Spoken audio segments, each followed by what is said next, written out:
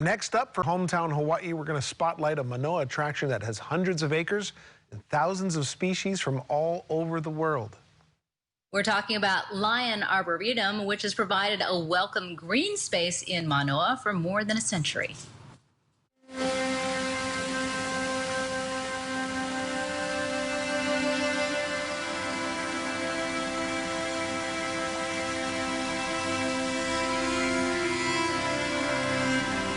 Lion Arboretum is a little over 100 years old, I think about 103 at this point.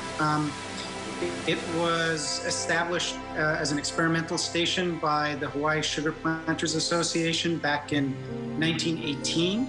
And its original purpose was really as an experimental reforestation site. So Upper Manoa Valley had been fully converted to cattle pastures,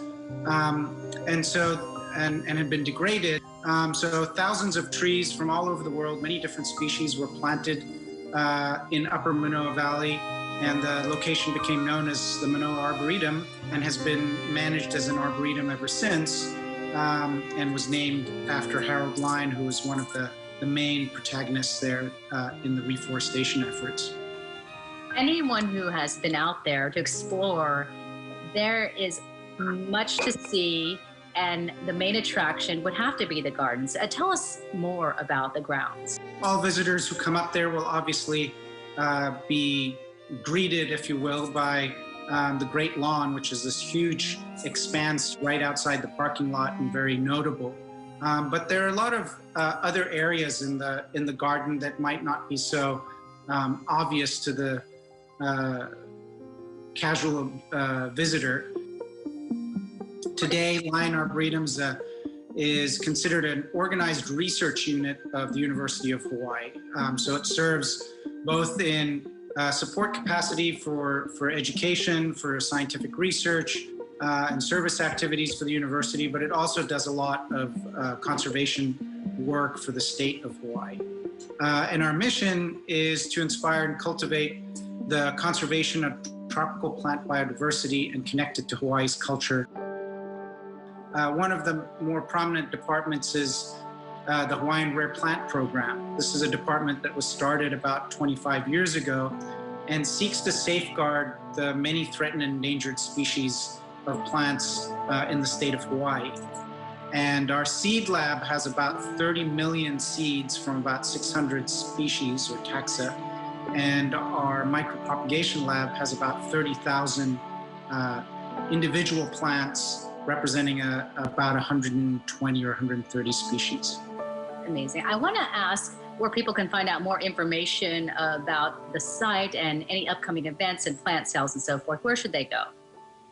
Of course. So we regularly update our guidelines on our website.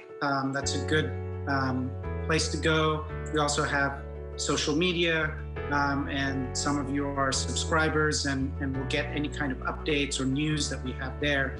We are currently open right now. Obviously, when the pandemic first hit, much like everyone else, we had to close to the public.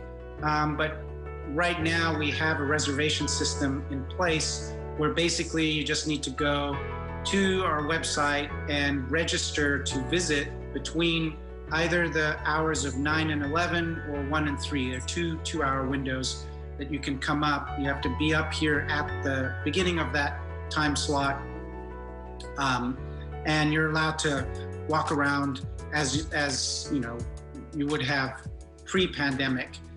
We do have an upcoming plant sale, but again, given the pandemic, we had to restrict access to that, and we opened it up in a similar registration system to visitors, and it just got booked in a matter of minutes. So then we went back and reworked our schedules, expanded the hours, and added a few more people who were on the wait list. But we're really humbled by the outpouring of interest in coming to our plant sale this fall, and apologize that we can't accommodate everybody.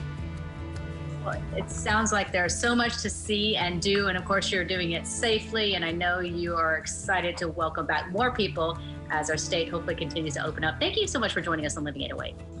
Absolutely. Thank you for having me. Such a beautiful place. And if you ever need to de-stress, oh man, I got a place for you. I think that is the perfect place. Wide open too, plenty of opportunities to socially distance.